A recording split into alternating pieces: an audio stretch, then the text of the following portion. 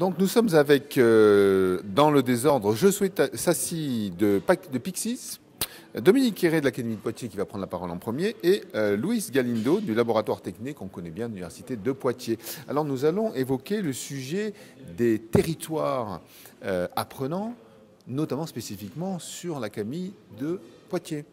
Merci, oui, c'est vrai qu'on trouvait intéressant de pouvoir présenter dans ce cadre-là, finalement, ce à quoi ça ressemble quand on parle de territoire apprenant à l'ère du numérique.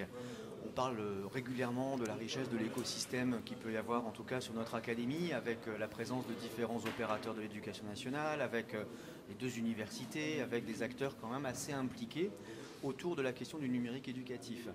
Et ce dont on s'aperçoit, c'est finalement qu'on a de nombreux partenaires qui sont des entreprises souvent émergentes, qui sont intéressés par le terrain de l'école, au sens large, et qui viennent nous trouver et nous solliciter pour pouvoir avoir aide, conseil et expertise, et puis aussi des fois demander qu'on leur ouvre un peu les portes de nos terrains.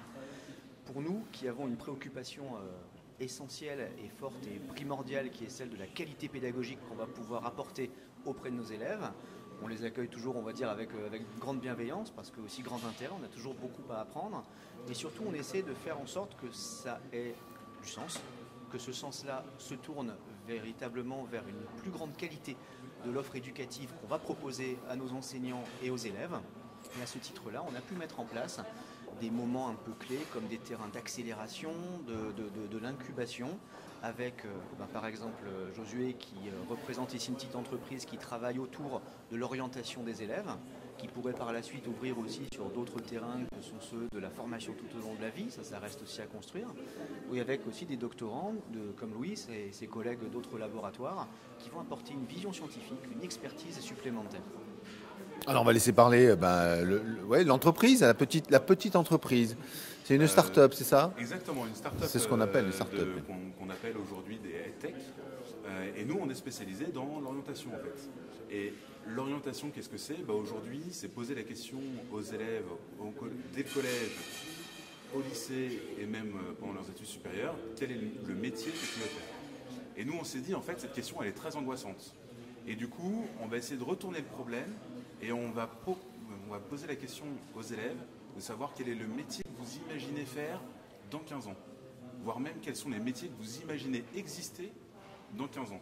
Et en répondant à cette question-là, en imaginant le rôle que les élèves pourront jouer dans le monde de demain, en fait, ils s'ouvrent des possibilités qui sont bien plus grandes que juste des métiers qui, en général, sont pris dans leur cercle familial, dans leur cercle restreint.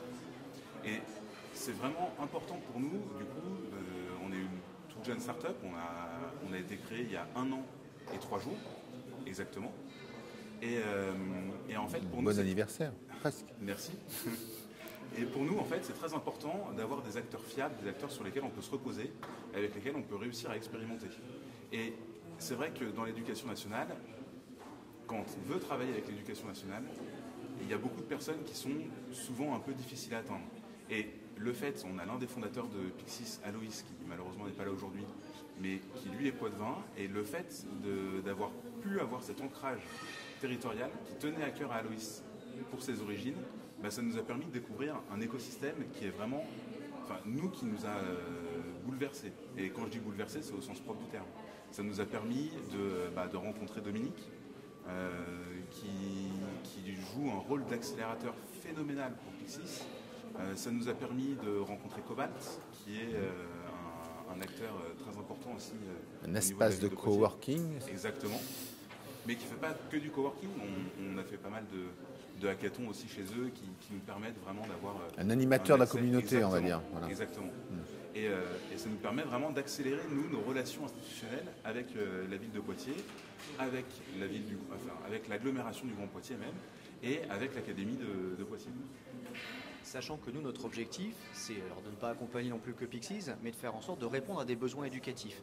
Avec la mise en place justement de toute cette préparation à l'orientation des élèves pour qu'ils réussissent leur orientation vers l'université, on a donc une possibilité de répondre à un besoin éducatif pleinement identifié qui nourrit finalement aussi l'expertise des enseignants. D'accord. Alors, que fait la recherche dans tout ça? Est-ce qu'elle travaille plutôt avec Pixis? Est-ce qu'elle travaille plutôt avec l'Académie? En fait, ou les l'exemple deux? qu'elle vient de donner de l'accélération, c'est vraiment très intéressant parce que justement l'université de Poitiers était dedans en fait de l'accélération, justement avec Réseau Canopé et avec Dominique.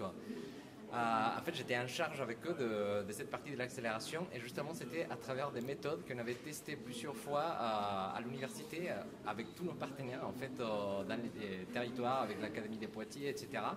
Et dans les cadres aussi du Créaton qui arrive bientôt aussi. Donc on a testé plusieurs méthodes qui aussi on fait partie de la recherche pour le projet Remasco. Pour réinventer les manuels scolaires, il y a plusieurs vidéos sur Ludomag. Et en fait, toutes ces méthodes en fait, qu'on était utilisées en ligne, on les a utilisées aussi, on les a adaptées à chaque fois pour l'accélération.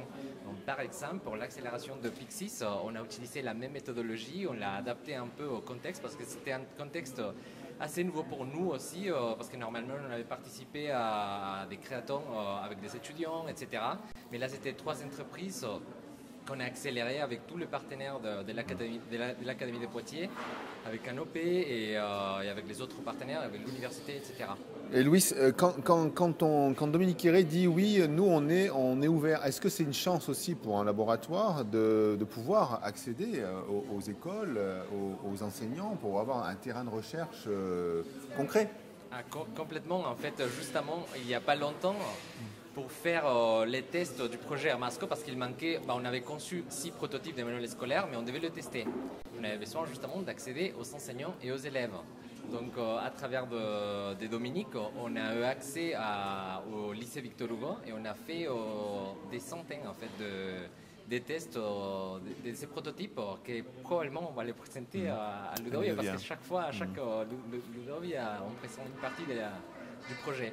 Une petite question de conclusion, Dominique. Est-ce que vous avez la conscience d'avoir de la chance d'être sur un territoire qui cumule les 3, parce que tous les territoires en France ne sont pas dans votre cas.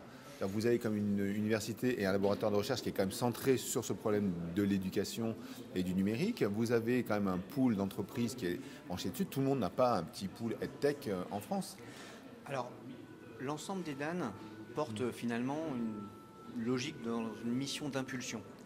Dans, je pense, l'ensemble des territoires au niveau du national, les délégations académiques au numérique, et pas que, il y a aussi les acteurs, on va dire, de chaque académie sont engagés pour pouvoir justement dynamiser les territoires et faire corps avec les différents partenaires. Puisqu'aujourd'hui, quand on parle d'école de la confiance, c'est ça aussi, c'est finalement concevoir les interactions avec les partenaires, quels qu'ils soient, au bénéfice des progrès des élèves.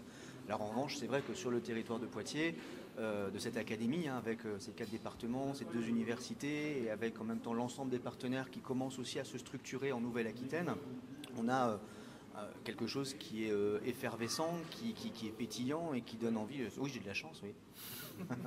C'était le mot de la conclusion que j'attendais. Merci Dominique, merci Josué et merci Louis. Merci beaucoup.